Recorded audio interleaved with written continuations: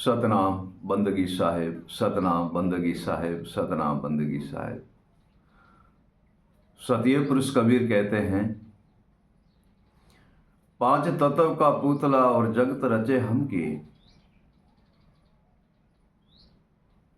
प्रिय सजनों, साहिब कहते हैं, पांच तत्व का पुतला है जगत रचे हम की। मैं तो है पूछूं पंडिता शब्द बढ़ा के जी। मैं तो है पूछूं पंडिता शब्द बढ़ा के जीव। प्रिय सजनों, साहिब हमें भिन्न भिन्न प्रकार से समझाते हैं। जीव नहीं है तो क्या हो सकता है? साहिब कहते हैं, शब्द से बड़ा जीव है। प्रिय सजनों, शब्द से बड़ा जीव है। जीव नहीं है तो शब्द की रचना कौन करेगा? जीव नहीं है तो गुरु ज्ञान की प्राप्ति कौन करेगा? जीव नहीं है गुरु विवेक की प्राप्ति कौन करेगा? प्रिय सजनों, जीव नहीं है तो वैराग कैसे प्राप्त होगा? जीव नहीं है तो गुरु स्मरण कैसे होगा और कौन करेगा? जीव नहीं है तो शयन और शब्द की प्राप्ति कौन करेगा? जीव नहीं है तो गुरु वाणी की प्राप्ति कौन करेगा? जीव नहीं है तो जगत की उपाधि कौन करेगा? हे प्रिय सजनों, जीव नहीं है तो संत को संत कौन कहेगा? जीव नहीं है तो गुरु को गुरु कौन कहेगा? जीव नहीं है तो ईश्वर को ईश्वर कौन कहेगा? प्रिय सजनों, जीव बड़ा है, जीव ही अविनाशी है। जीव ही अविनाशी है। इसी देह में जो विदेह है वही जीव है, और अविनाशी ईश्वर का अंश है वही जीवी है।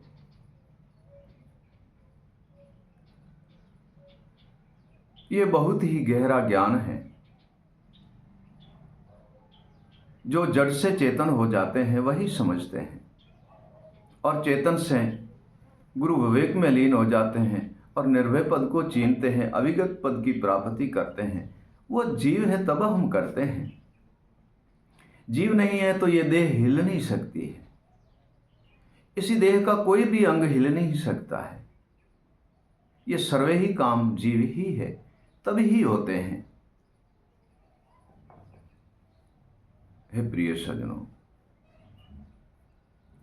जीव में ही शिव प्राप्त होता है और शिव अविगत का अंश।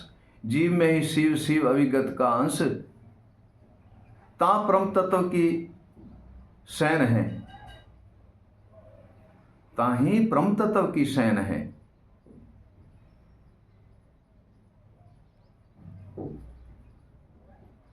अविगत आत्मा इसी देह में है, परम तत्व इसी देह में है, परमात्मा इसी देह में है, आत्मा इसी देह में है। प्रिय सजनों, जब तक जीव इसी देह में नहीं है तब तक इसकी खोज करने वाला कोई नहीं है, और जीव है तो इन सब की ही खोज कर लेते हैं। इसी संसार के अंदर इसी जीव को चेतन करने के लिए हम सदगुरु के द्वारे जाते हैं। जहां तक चेतन नहीं है तहां तक वह जीव है। जब चेतन हो जाता है तो निश्चेतनीय ब्रह्म भी कहा जाता है उन्हें, और जब आत्मा में लीन हो जाता है तब प्रिय सजनों उसे आत्मा ब्रह्म कहा जाता है। जब जीव आत्मा में लीन हो जाता है तब उसे आत्मा ब्रह्म कहा जाता है। जब जड़ से वह चेतन होता है तब उसे चेतन ब्रह्म कहा जाता है। और जब गुरु और विवेक ज्ञान की प्राप्ति कर लेता है, विवेक की प्राप्ति कर लेता है, हे प्रिय सजनों, तब निचेतन ब्रह्म हो जाता है। और जब आत्मा को चीन के और आत्मा में लीन हो जाता है प्रिय सज्जनों, तब उसे आत्मा ब्रह्म कहा जाता है। यह जीव आत्मा की विवेक के द्वारा चीन करके आत्मा में जीव लीन हो जाता है, तब उसे आत्मा ब्रह्म कहा जाता है। साहेब एक वाणी में कहते हैं, आत्मा तत्व को चीने बिना जीव ब्रह्म न होए। आत्मा तत्व को चीने बिना जीव ब्रह्म न होए। जब आत्मा में जीव लीन हो तब आत्मा ब्रह्म कहाए।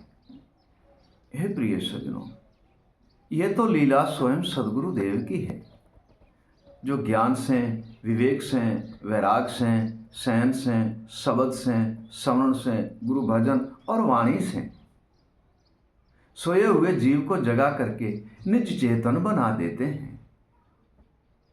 प्रिय सज्जनों, सोए हुए जीव को जागृत करते हैं, चेतन कर देते हैं और निज ब्रह्म बना देते हैं।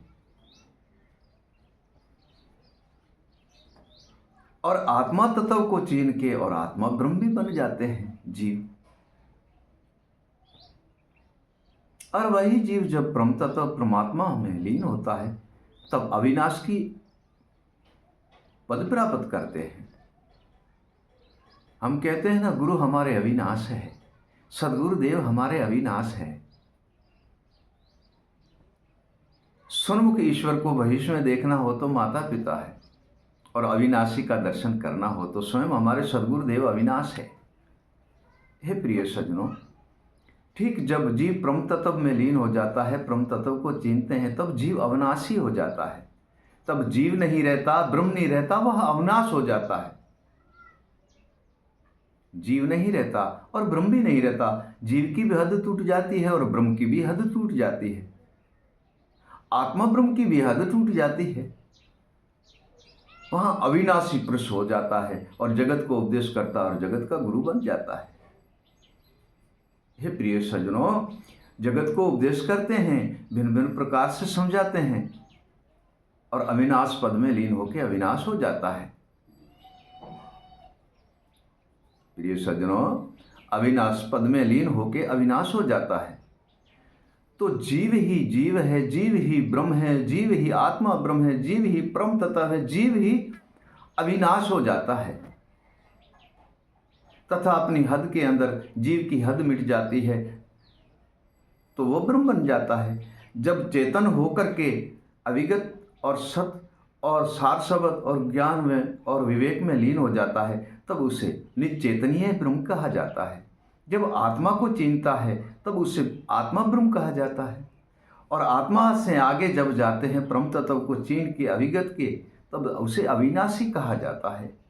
अविगत पुरुष अविनाशी कहा जाता है, अविनाश कहा जाता है। तो जीव की तो हदें सारी मिट गई। जीव की हद मिट गई, ब्रह्म की हद मिट गई, निचेतन ब्रह्म की हद मिट गई, आत्मा ब्रह्म की हद मिट गई